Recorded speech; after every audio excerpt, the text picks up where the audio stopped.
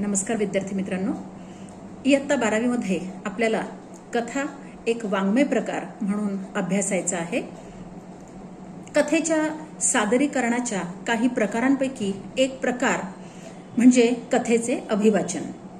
कथेचे अभिवाचन कसे करावे हे देखील आपल्याला यावर्षी अभ्यासायचे आहे। त्या अंतर्गत व पु काळे यांची शोध या कथेचे मी अभिवाचन करणार आहे। मित्रांनो, व पु काळे हे मराठी वाङ्मय विश्वातील एक सुविख्यात नाव आहे। कथालेखक, निबंधकार, नाटककार, कादंबरीकार अशा विविध भूमिकांतून त्यांनी मराठी साहित्याची सेवा केलेली आहे। कथाकथनाचे त्यांचे अनेक कार्यक्रम लोकप्रिय झालेले आहेत। कथा सांगण्याची त्यांची हातोटी इतकी विलक्षण आहे की कथाकथन म्हटले की व पु काळे यांचंच नाव आपल्या डोळ्यांसमोर येतं, इतकं त्यांचं या क्षेत्रात अफाट कर्तृत्व आहे। व पु काळ्यांनी विपुल साहित्य निर्मिती केलेली आहे आणि त्यांना बरेच पुरस्कार देखील या साहित्य सेवेसाठी मिळालेले आहेत। व पु काळे यांची शोध ही एक वैशिष्ट्यपूर्ण कथा आहे। कथा रचनेच्या तंत्रांची अनेक वैशिष्ट्य या कथेत स्पष्ट दिसून येतात। कथेचा आरंभ मनाची पकड कशी घेतो, अनु या प्रमुख व्यक्तिरेखेचा विकास, हा कथानकातील प्रसंग, अन्य पात्रांशी येणारा संबंध आणि निवेदन यातून कसा घडत जातो। कथाकाराने कथानकातील प्रसंग, उपकथानक यांची एकसंघ गुंफण कशा प्रकारे केलेली आहे। विविध प्रसंगी कथानकाला आकस्मिकरित्या मिळणाऱ्या कलाटण्यांमधून नाट्य कसं निर्माण होतं। अनु आणि तिचा 1 रुपयाच्या नोटेचा शोध या भोवती सगळे कथानक कसे फिरत राहते आणि कथेच्या शेवटी रहस्याचा उलगडा कसा होतो इत्यादी प्रश्नांच्या अनुषंगाने आपल्याला या कथेचा अभ्यास करायचा आहे। कथेचा विषय, पात्र आणि प्रसंग यांच्या दृष्टीने अनुकूल भाषा, चटपटीत आणि प्रत्यक्ष जीवन व्यवहारासारखे वाटणारे सजीव संवाद हे अभ्यासण्यायोग्य आहेत। या कथेचा विकसनाच्या अंगाने घेतलेला आस्वाद कथा अधिक चांगल्या प्रकारे समजून घेण्याच्या दृष्टीने उपयुक्त ठरेल। आता मी कथेच्या अभिवाचनाला सुरुवात करते। शोध हे कथेचे शीर्षक आहे आणि लेखक आहेत व पु काळे। अनु, आम्ही दोघं तुझी माफी मागतो हवं तर, पण तू काहीतरी बोल, अशी गप्प बसू नकोस। मी एवढं म्हणालो तरी ती गप्प राहिली। मी मुक्ताकडे पाहिलं, तिनंही माझ्याकडे त्याच नजरेनं पाहिलं। नंतर काय करावं हे आम्हा दोघांनाही सुचेना। दिवस असता तर 15-20 मिनिटात बांधाबांध करून अक्षरशः अनुच्या खोलीवरून आम्ही पळ काढला असता। रात्री 12-12:30च्या सुमारास कुठं जाणार। अनुचं जेवण आटोपलं होतं। हात धुवायला न जाता ती तशीच पानावर बसून होती। अनु मुक्तानं बोलण्याचा प्रयत्न केला। मुक्ताकडे नजर रोखीत अनु म्हणाली, तुम्ही रुपयाची ती नोट घ्यायला नको होती। तिच्या स्वरातली नाराजी, कडवटपणा आम्हा दोघांना जिव्हारी लागला। अनु समोरून उठून गेली। हातून घडलेली चूक कशी सुधारायची यावर विचार करण्यात अर्थ नसल्यामुळं मी त्यावर मुळीच विचार करत नव्हतो, कारण घडलेली घटना दुरुस्त करता येईल या स्वरूपाची नव्हतीच। सकाळपर्यंतचे काही तास अनुच्या खोलीवर कसे काढायचे एवढाच प्रश्न होता। एकमेकांशी या विषयावर न बोलता तोच प्रश्न दोघांना सतावतोय हे दोघांनीही ओळखलं होतं। सकाळी तरी जाताना आम्ही काय करणार होतो, 100 वेळा बाई ग आमचं चुकलं असंच म्हणत अपराधाप्रमाणेच जिना उतरणार होतो ना। छे, इट वॉज जस्ट प्रॉब्लेम आणि ब्लेम सुद्धा। सकाळीच पुणे सोडताना आज रात्री अनुच्या खोलीवर असा काही प्रकार घडणार आहे असं कोणी सांगितलं असतं तर आम्ही त्यावर विश्वास ठेवला असता काय। बाब निव्वळ 1 रुपयाची आणि तेवढ्यासाठी अनु असं करेल, इतक्या वर्षांचा स्नेह विसरून अपमान करेल। शक्य आहे, ती अनु इनामदार आहे हे आम्ही विसरलो। तिच्या विक्षिप्त स्वभावाचा आम्हाला विसर पडावा यात तिची काहीच चूक नव्हती। तिचा हा असला विक्षिप्त स्वभाव मला खरं तर आवडलेला, अगदी पहिल्यापासून, म्हणजे BA नंतर तिनं आबासाहेबांचा निरोप घेतला तेव्हापासून। तिनं घराला रामराम ठोकला हेही मला आबासाहेबांकडूनच समजलं। आबासाहेबांकडे सहज चक्कर टाकली, एक रुटीन म्हणून। इकडच्या तिकडच्या गप्पा झाल्या आणि सहज विचारलं, आबासाहेब अनु दिसत नाही कुठं। अनुनं घर सोडलं। 5 वर्षांपुरतं। मी नाही समजलो।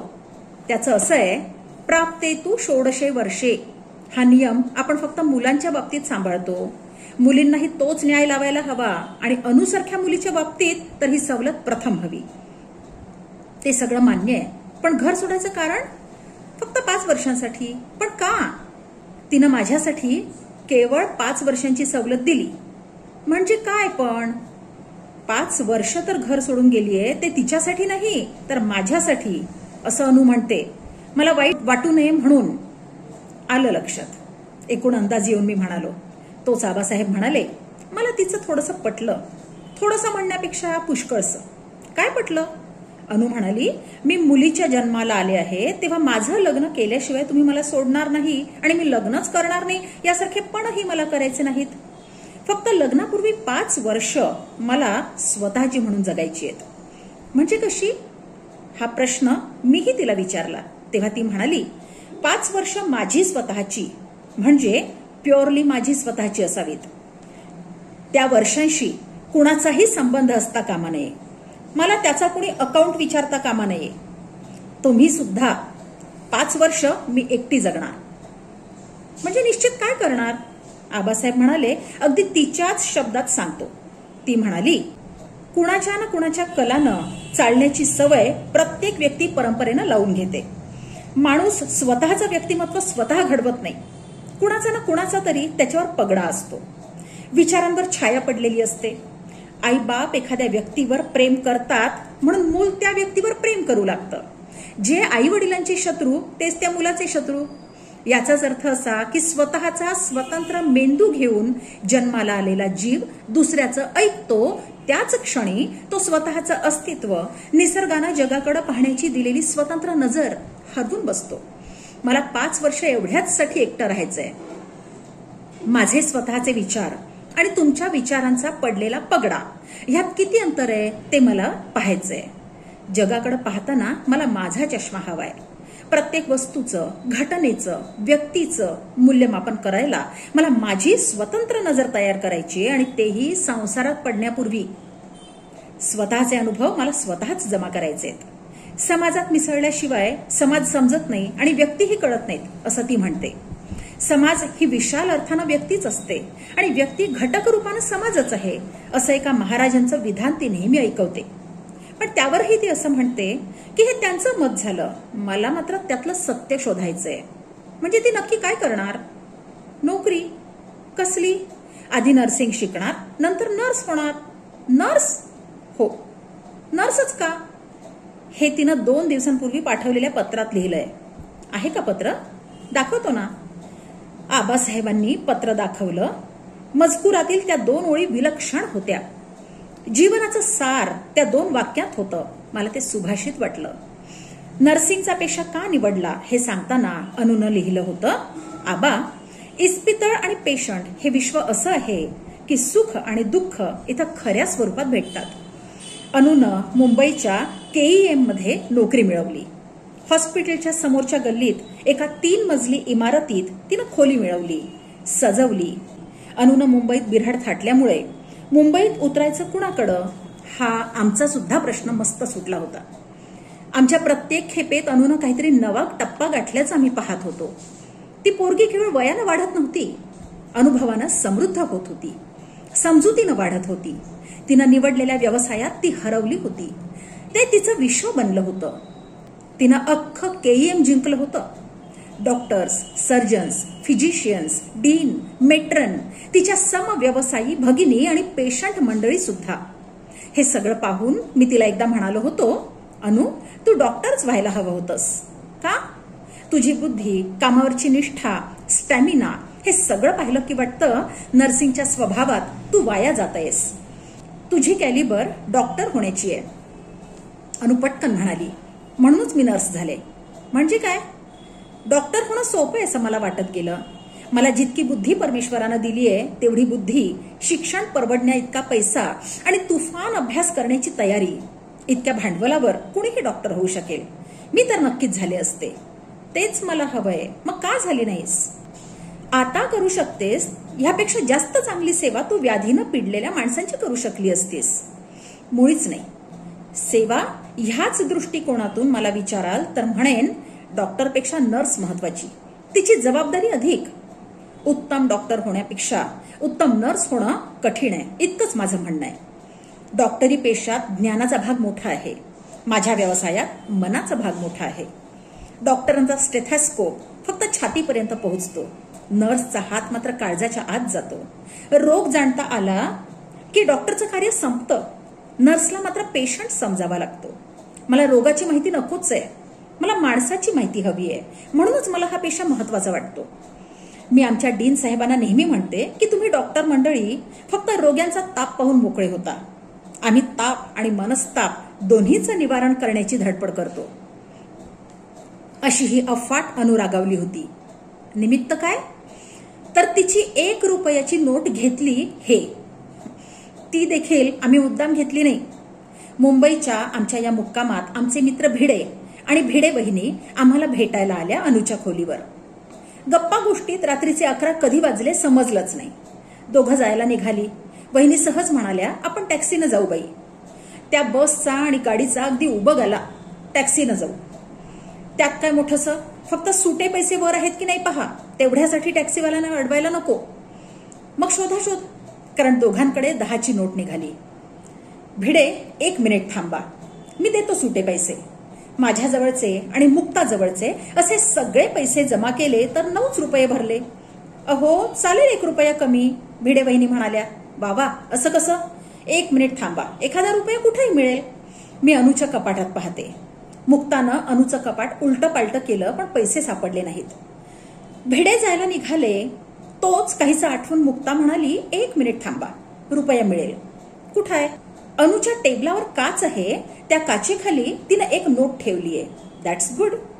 मी आणि भिड्यांनी टेबलावरची ती अखंड काच वर उचलली. मुक्तानं पटकन हात खाली घालून नोट काढून घेतली. भिडे पती पत्नी निघून गेली. अनु कामावरून परतली. तिच्या रिवाजाप्रमाणे तिनं आंघोळ केली. मग ती पानावर बसली. आम्ही दिवसभराच्या हकीकती सांगितल्या आणि मध्येच मुक्तानं काचेखालची नोट भिड्यांना दिल्याचं सांगितलं. आणि एकाएकी अनुचा नूर बदलला. अनु गप्प झाली. आम्हाला चोरट्यासारखं झालं. मी घाईघाईनं म्हणालो, सुटे पैसे आणतो उद्या आणि लगेच तुझी नोट. Kindly stop it. अनुनं तुकडाच तोडला. शेवटी मी म्हणालो, अनु आम्ही दोघं तुझी माफी मागतो हवं तर, पण तू काहीतरी बोल. त्यावर जरा वेळानं ती म्हणाली, तुम्ही ती नोट घ्यायला नको होती. कितीतरी वेळ हा सगळा इतिहास आठवत मी गॅलरीत उभा होतो. मुक्ता आत होती. अनु काय करत होती हे कळत नव्हतं. तेवढ्यात मुक्ता गॅलरीत आली. मी पाहिलं तर मुक्ताच्या अंगावर बाहेर जायचे कपडे. हे काय, बाहेर जायचंय? आत्ता? कुठं? भिड्यांकडं. भिड्यांकडं कशाला? त्यांच्याकडे ती नोट अजून असेल का ते पाहायचं, असं अनु म्हणाली. इट इज शिअर मॅडनेस, मी पटकन म्हणालो. I accept this comment. अनु पुढे येत म्हणाली, अनु तीच नोट नेमकी टॅक्सीवाल्याला गेली असेल, कारण सुट्या पैशाचाच प्रश्न होता. शक्य आहे नेमकी तीच नोट टॅक्सीवाल्याकडे गेली हे मला भिड्यांकडून कळू दे, मग मी थांबेन. अनु माझं ऐकशील? गळ घालू नका, मी ऐकणार नाही. माझा स्वभाव तुम्हाला माहित आहे. ज्या टप्प्यापर्यंत माणूस प्रयत्न करू शकतो त्याच्या अलीकडे थांबणारी बाई मी नव्हे. नोटेच्या बाबतीतला माझा प्रयत्न भिड्यांच्या घरापाशी संपतो, तिथपर्यंत जायलाच हवं. ह्या वेडात आम्हाला भाग घेण्या वाचून गत्यंतर नव्हतं. आम्हीच गुन्हेगार होतो ना. आम्ही टॅक्सी पकडली. टॅक्सीत बसल्यावर मी म्हणालो, अनु त्या नोटेसाठी तू एवढं का करत आहेस? त्यामागं तशाच भावना आहेत. खाजगी नसेल फार तर सांगतेस? नोट मिळाली तर सांगेन. मुक्तानं एक नुसताच हुंकार दिला. अनुनं त्यातला अर्थ जाणला. ती म्हणाली, नोट मिळेल असं वाटतं मला. मिळो बापडी. लॅमिंग्टन रोड पोलीस स्टेशन दिसताच मी टॅक्सी थांबवली. पोलीस स्टेशन शेजारच्याच इमारतीत 4थ्या मजल्यावर जायचं होतं. आम्ही भिड्यांच्या दरवाजापाशी आलो तर आत दिवा जळत असल्याचं व्हेंटिलेटरमधून दिसलं. कडी वाजवताना संकोच त्यामुळे जरा कमी वाटला. दार उघडताच तुम्ही, हा जो भिड्यांनी प्रश्न केला तो अपेक्षितच होता. या. आम्ही ताबडतोब बसलोच. 4 जिन्यांचा हा परिणाम. आम्ही आत्ताच आलो हे तुमच्या पुढे, भिडे वहिनी म्हणाल्या. काय सांगता काय? आमच्या घरून निघून तर चांगला तास 1.5 तास झाला तुम्हाला, मी आश्चर्यानं म्हणालो. सांगतो काय प्रकार झाला तो. तुमच्या घरून निघालो, ही म्हणाली त्याप्रमाणे टॅक्सी केली. 15 मिनिटात त्यांना इथपर्यंत आणलं आणि प्रचंड घोटाळा झाला. काय झालं? इथल्याच चौकात एक म्हातारा आमच्या टॅक्सी खाली आला. मग मग काय, खरं तर आम्ही लगेच त्यातून सुटलो असतो, ठरवलं असतं तर. पण आमचा चांगुलपणा आम्हाला जरा नडला. का? टॅक्सीवाल्याची 1% देखील चूक नव्हती. तेव्हा टॅक्सीवाल्याला वाचवायचं म्हणून त्याच्या बाजूनं जबानी द्यायला आम्ही पोलीस स्टेशनवर गेलो. आणि तो म्हातारा मुक्ताना विचारलं, त्याला नायरमध्ये ऍडमिट करून आलो ना, कितपत लागलं? अनुमधली नर्स जागी झाली. नो होप्स, भिडेंनी सांगितलं. बरं मग? मग काय, हॉस्पिटलमधून पोलीस स्टेशन, जबान्या, स्टेटमेंट्स. पोलीस स्टेशन आपलं शेजारीच आहे म्हणून बरं आहे. भिडे, ह्या असल्या गोष्टी केवळ तुम्हीच करू जाणे. नाही, तसं नाही. माझं ऐका, पोलीस बिलीस लचांड मला झेपणार नाही. मला कीव आली ती टॅक्सी ड्रायव्हरची. बिचारा नुकताच त्या व्यवसायात आलेला. तुम्ही आमच्या पाठोपाठ आता कसे काय आलात? पण आमच्या आगमनाचं कारण कितीही चमत्कारिक असलं तरी ते सांगावं लागणारच होतं. अनुकडे नजर टाकीत मी म्हणालो, भिडे साहेब, मगाशी आपण जी टेबलावरची काचेच्या खाली ठेवलेली नोट काढली ना, त्या नोटेसाठी आम्ही आलोत. त्या नोटेच्या बाबतीत आमच्या अनुच्या तशाच काही भावना आहेत. अहो, आणि तीच नोट नेमकी गेली असेल तर? मग माझा शोध खुंटला असं समजून मी गप्प बसेन. लेटस ट्राय, असे म्हणत भिड्यांनी त्यांचं पैशांचं पाकिट आणलं. त्यातले कप्पे शोधले. त्यात एक 10ची नोट, एक 2 रुपयांची नोट आणि बाकी सगळी नाणीच होती. I am sorry. छे छे, त्यात तुमची काही चूक नाही, असं म्हणत अनु उठलीच. आम्ही दरवाजापाशी आलो. तेवढ्यात भिडे म्हणाले, 1 मिनिट थांबा. बोला. तुमचा शोध खुंटला असंच काही म्हणता येणार नाही. कसं काय? अनुनं उत्सुकतेनं विचारलं. तुमची नोट अगदी सुखरूप पोलीसच्या पहाऱ्यात आहे असं समजा. म्हणजे अख्खं लॅमिंग्टन रोड पोलीस स्टेशन त्याच्यासाठी पहारा करतंय. त्यांना नीट सांगा हो. भिडे वहिनींनी भिड्यांना माफक प्रमाणात दम भरला. सगळं सांगतो, असं म्हणत भिड्यांनी शर्ट चढवला. येतेस का तू? त्यांनी वहिनींना विचारलं. कुठं पण? Lamington road police स्टेशनात. आपला टॅक्सीवाला तिथंच असेल ना अजून? अगं बाई, खरंच की. चला. ब्लॉकला कुलूप लावून आम्ही निघालो. या भिडे साहेब, इन्स्पेक्टर साळवींनी स्वागत केलं. तुम्हाला थोडी तसदी? It's all right. काम बोला. तो मघाचा टॅक्सीवाला, अरे तुम्हाला तो बराच आवडलेला दिसतोय. सालच आहे की नाही? Yes, you are right. नवशिका आहे, चांगला एज्युकेटेड आहे, म्हणूनच त्याला हेल्प करावीशी वाटली. He was not at all fault. त्याला भेटायचंय पुन्हा. इथं असला तर. त्याच्या टॅक्सीत आमची पिशवी राहिली त्या गोंधळात. टॅक्सीवाल्याला पाचारण करण्यात आलं. पलीकडच्या खोलीतून तो आला. भिड्यांना त्यानं नमस्कार केला. साळवींच्या परवानगीनं आम्ही त्याला घेऊन बाहेर आलो. You have obliged me like anything, टॅक्सीवाला भिड्यांना भरून आलेल्या आवाजात म्हणाला. ते ठीक आहे हो. मग आमच्याकडे पाहत तो म्हणाला, साहेब खरंच सांगतो, टॅक्सीवाल्यांना कुणीही एवढी मदत करत नाही. आज 12च्या भावात जात होतो. किती बोलू किती नको असं झालं होतं त्याला. संपलं तुमचं? भिड्यांनी विचारलं. ते आता आयुष्यभर संपायचं नाही. माझं एक काम करा. म्हणाल ते. मगाशी मी तुम्हाला भाड्याचे पैसे दिले, त्यातली 1 रुपयाची नोट मला बदलून घ्यायची आहे. ही विचित्र मागणी ऐकून त्याला नवल वाटलं. पण फार काही न दर्शवता तो म्हणाला, त्या नोटेवर फोन नंबर वगैरे लिहून ठेवलेला दिसतोय. नोटांवर लिहायची मला सवय नाही. भिडे म्हणाले, या इकडे. आम्ही सगळे दिव्याच्या उजेडात आलो. टॅक्सीवाल्यानं खिशात होत्या नव्हत्या तेवढ्या सगळ्या नोटा काढून भिड्यांच्या हातात न मोजता दिल्या. ह्यातून घ्या शोधून. अनु झटकन पुढे झाली. सगळ्या नोटा पाहिल्या. अनुला हवी ती नोट नव्हती. चला जाऊया. तुम्हा सगळ्यांना मी फार त्रास दिला. पुन्हा माझ्या खोलीवर पुन्हा कधीही तुम्ही उतरणार नाही. ए वेडे, थांब तर खरी, मी म्हणालो. भिडे साहेब, काय झालं सांगता का? टॅक्सीवाल्यानं विचारलं. भिड्यांनी थोडक्यात सगळं सांगितलं आणि त्याला विचारलं, नंतर तुम्ही कुठंच गेला नाहीत तर तुमच्याकडली नोट जावी कशी? अर्ध्याच तासापूर्वी समोरच्या हॉटेलात पाव उसळ खायला गेलो होतो साळवी साहेबांना विचारून. आज जेवायला मिळालंच नव्हतं. आम्ही गप्प होतो. तेवढ्या टॅक्सीवाला म्हणाला, नोट मिळेल साहेब. कशी काय? पोलीस लोकांसाठी ते हॉटेल जवळजवळ रात्रभर उघडं असतं चहा पाण्यासाठी. चला प्रयत्न करू. लॅमिंग्टन रोड पोलीस स्टेशन समोरच ते हॉटेल होतं. हॉटेलचं शटर टॅक्सीवाल्यानंच उघडलं. दार उघडता उघडता त्यानं, शंकर, ओ शंकरराव, अशा हाका मारल्या. शंकरराव बाहेर आले. शंकरराव, जरा सुटे पैसे द्या. शंकररावांनी काउंटर खालचा ड्रॉवर उघडला. बंडल नोटा नका देऊ हा. समोर साळवी साहेबांच्याकडे ह्या नोटा जायच्या आहेत. शंकररावांनी रुपयांचं बांधलेलं बंडल काउंटरवर ठेवलं. तिथला दिवा लावला आणि ते म्हणाले, तुम्हाला हव्या त्या नोटा पाहून घ्या. मग तर झालं. टॅक्सीवाल्यानं 100ची नोट शंकररावांना दिली. रुपयांच्या नोटांच्या पुडक्याला बांधलेला रबर बँड शंकररावांनी काढून घेतला. भिडे साहेब या. अनुकडे पाहत भिड्यांनी विचारलं, नोट कशी ओळखायची? त्याच्यावर लाल अक्षरात बॉलपेननं सुनीता असं नाव लिहिलंय. नोट मिळाली. शंकररावांचे आभार मानित आम्ही रस्त्यावर आलो. अनु, आता धीर धरणं अशक्य. या नोटेचा इतिहास सांगायलाच हवा. आजचा दिवस निराळाच. मुंबईत रात्री 2-2:30 वाजता दुकानाच्या पायरीवर बसून असं काही ऐकण्याचा योग आमच्या आयुष्यात येणार आहे यावर मीही विश्वास ठेवला नसता. आम्ही फुटपाथवर आलो. शंकररावांनी शटर बंद करून घेतलं होतं.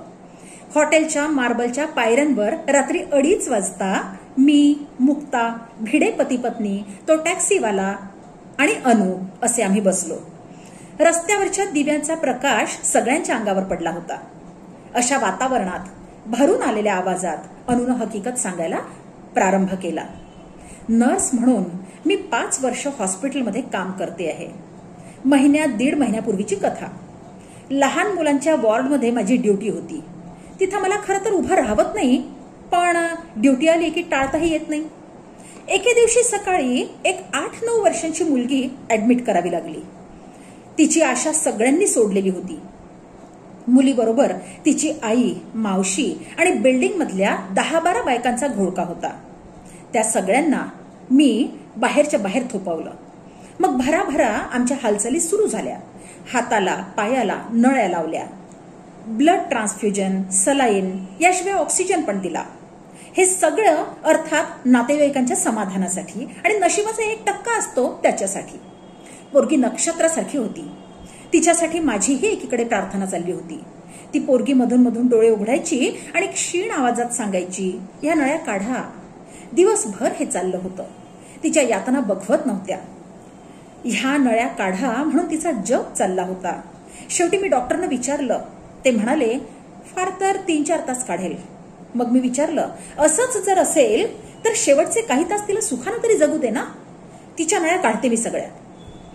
डॉक्टर म्हणाले, फक्त ऑक्सिजनची ठेवा. मी एक नळी काढून टाकली. तिनं डोळे उघडले. क्षीण पण लाघवी आवाजात ती म्हणाली, ताई थँक्यू. मी तिला म्हणाले, बेटा लवकर बरं व्हायचं. ही एवढी नळी मात्र काढायची नाही हा. मी उद्या भेटेन.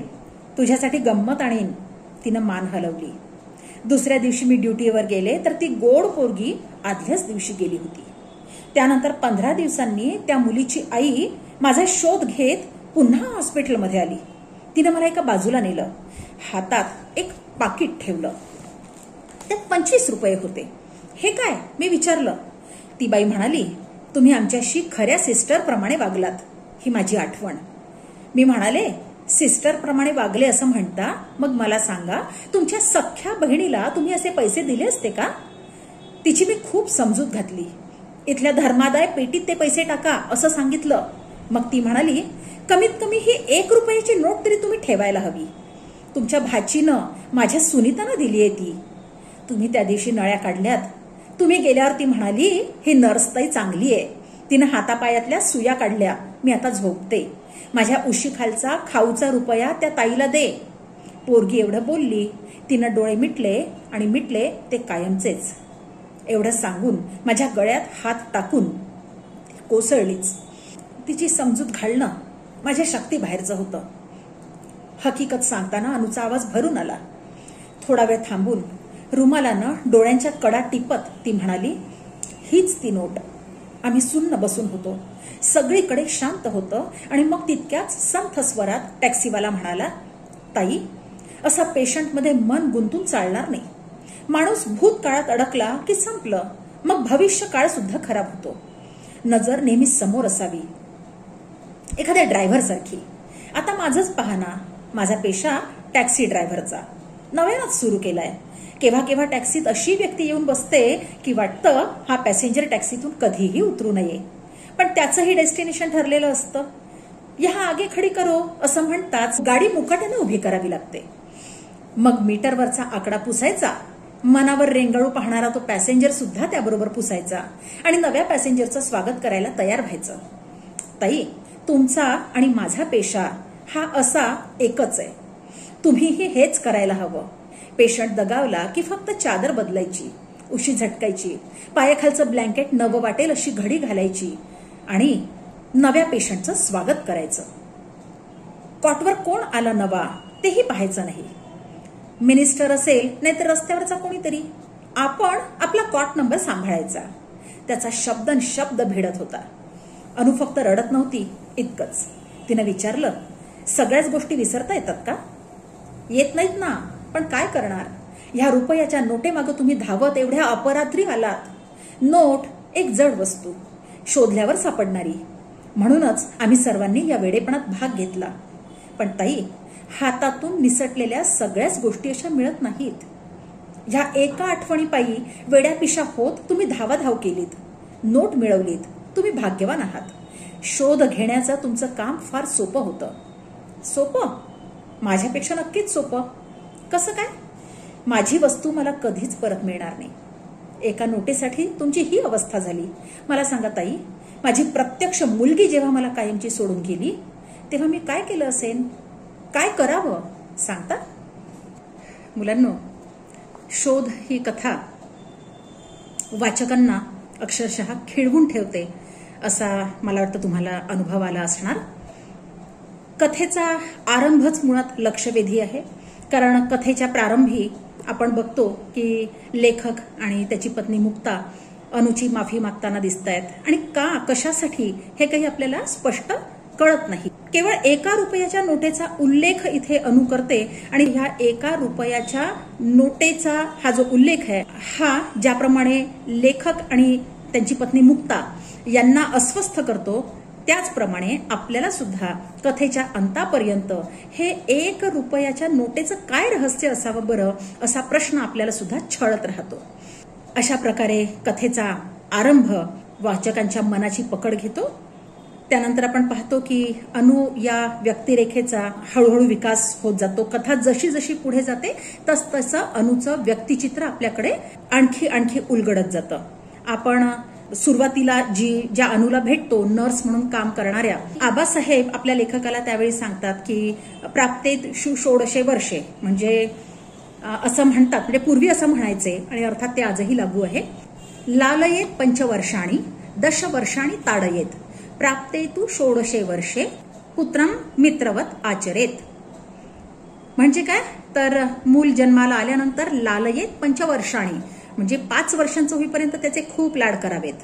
दशवर्षाणी ताडयेत म्हणजे त्याला छान प्रसाद द्यावा 10 वर्षांचा होईपर्यंत.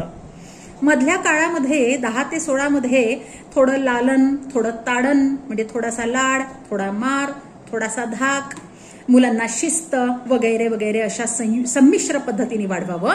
मात्र प्राप्तेतु 16 वर्षे म्हणजे मुलाला 16वं वर्ष लागल्यानंतर काय करावं? पुत्रम मित्रवत आचरेत म्हणजे मुलासोबत आपण मित्राप्रमाणे वागावं असा पालकांना उपदेश केलेला आपल्याला आढळतो.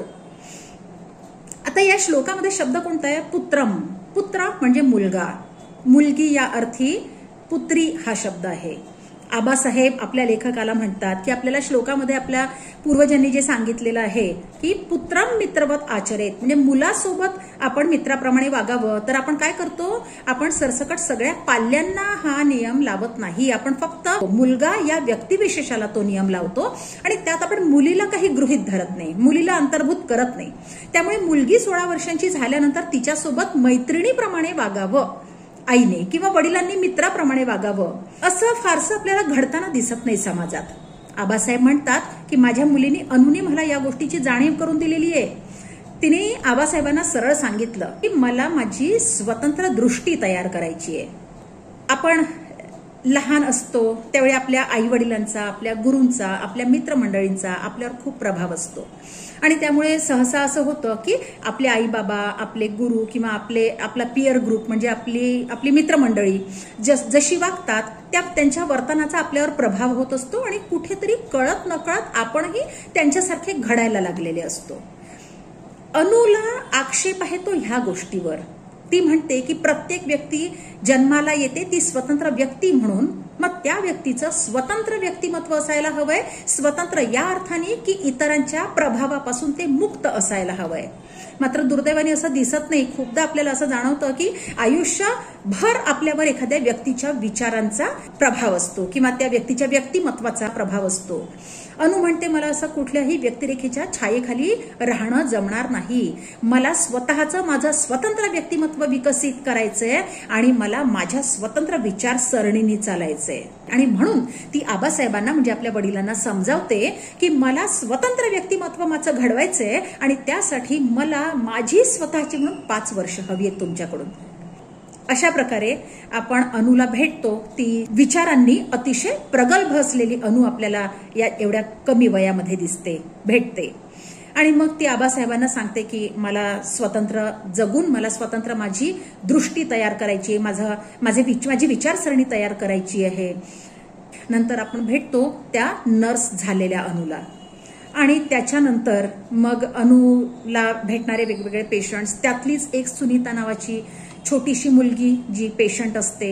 आणि मग हा जो अनुचा प्रवास आपल्या समोर उलगडत जातो. सुनीताचं तिला 1 रुपयाची नोट तिच्या आई करवी भेट म्हणून देणं आणि अनुचं त्या नोटेत गुंतत जाणं, हा अनुचा जो प्रवास आहे. एक अतिशय प्रॅक्टिकल मुलगी ते अतिशय भावनाशील व्यक्ती, हा जो प्रवास आहे हा प्रवास आपल्याला या कथेमध्ये घडत जाताना दिसतो.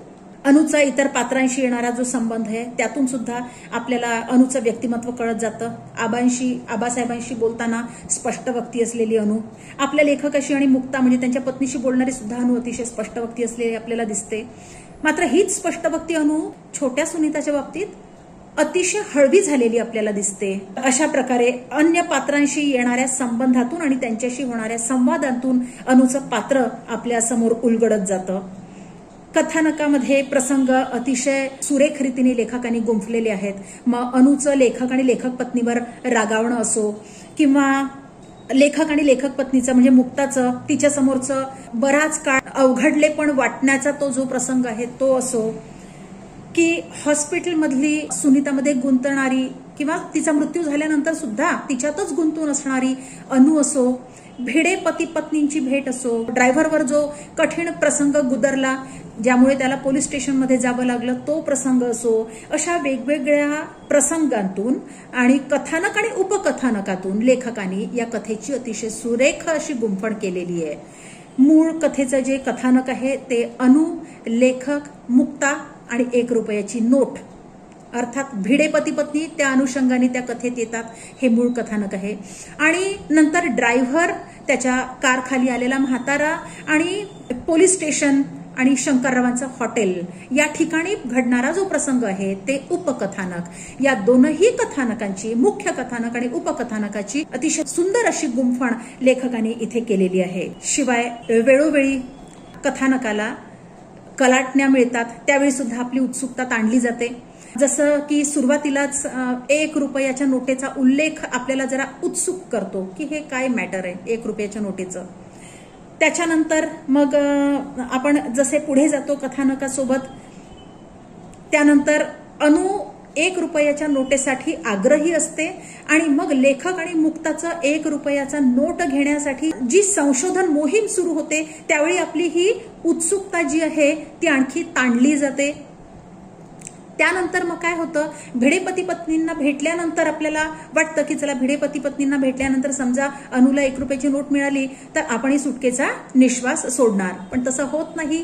आणखी एक कलाटणी इथे मिळते कथानकाला आणि आपल्याला कळतं की ड्रायव्हर आणि ते त्याच्या कार खाली म्हाताऱ्याचं येणं आणि पोलीस स्टेशनमध्ये जाणं. मग आपल्याला असं वाटतं की चला ड्रायव्हरचा शोध लागल्यानंतर म्हणजे ड्रायव्हरची भेट झाल्यानंतर त्याच्याकडून त्याला नोट परत मिळून जाणार, कारण इतक्या रात्री ड्रायव्हर आणखी कुठे प्रवाशांना नेणार आणि पोलीस स्टेशनमध्ये तो आहे म्हटल्यानंतर आता नोट मिळून जाणार. मग आपण थोडेसे आणखी जरा निशंक व्हायला लागतो. तोच ड्रायव्हर सांगतो की मी समोरच्या हॉटेलमध्ये उसळ पाव खाल्ला आणि तिथे नोट दिलेली आहे. मग त्यावेळी आपली आणखी उत्कंठा शिगेला पोचते. आपल्याला असं वाटतं की ती नोट आता मिळेल का, कारण रात्रीच्या वेळी मुंबई हे जागणारं शहर आहे. त्यामुळे ड्रायव्हरच्या नंतर जर का आणि कोणी तिथे येऊन जेवून गेलं असेल आणि ती नोट नेमकी जर त्या दुसऱ्या माणसाला देण्यात आली असेल तर पुढे काय, ही उत्कंठा आपली आणखी अगदी टिपेला पोचते आणि मग शंकरराव भेटल्यानंतर कथानकातलं रहस्य उलगडण्याला सुरुवात होते. कारण अनुनं सांगितलेलं असतं की 1 रुपयाची नोट परत मिळाल्याशिवाय मी तुम्हाला काहीही सांगणार नाही. आणि नोट मिळाल्यानंतर अनुसोबत मला असं वाटतं जसे लेखक, मुक्ता, भिडे पती पत्नी, ड्रायव्हर सगळे निश्वास सोडतात, तसे आपण सुद्धा वाचक म्हणून या कथानकामध्ये इतके गुंतले गेलेलो असतो की आपण सुद्धा सुटकेचा निश्वास सोडतो. तर अशा प्रकारे वेगवेगळ्या कलाटण्यांनी ही कथा लेखकांनी आणखी रंजक केलेली आहे. आणि कथेचं जे शेवटलं वळण आहे, कथेला मिळालेली जी शेवटली कलाटणी आहे ती तर अतिशय अनपेक्षित अशी आहे. ज्यावेळी ड्रायव्हर आपणा सगळ्यांना सांगतो की त्याची स्वतःची मुलगी सोडून गेली आणि तिला शोधणं, अनुला जसं रुपयाचीचा शोध घेणं सोपं गेलं तसं सोपं जाणारं नाहीये. आणि ड्रायव्हरनी केलेलं हे जे रहस्योद्घाटन आहे, ड्रायव्हरनी सांगितलेली ही जी गोष्ट आहे, त्यामुळे तर सगळे वाचक मला वाटतं अगदी स्तंभित होऊन जातात, निस्तब्ध होतात. तर अशा प्रकारे कथेतली पात्र, कथेचं मुख्य कथानक, उपकथानक, पात्रांचे आपले दैनंदिन जीवनात आपण रोज करतो तसे संवाद आणि कथेला वेळोवेळी दिलेली कलाटणी, या सगळ्या गोष्टींच्या साह्याने लेखकांनी ही कथा अगदी अविस्मरणीय केलेली आहे असं मला वाटतं.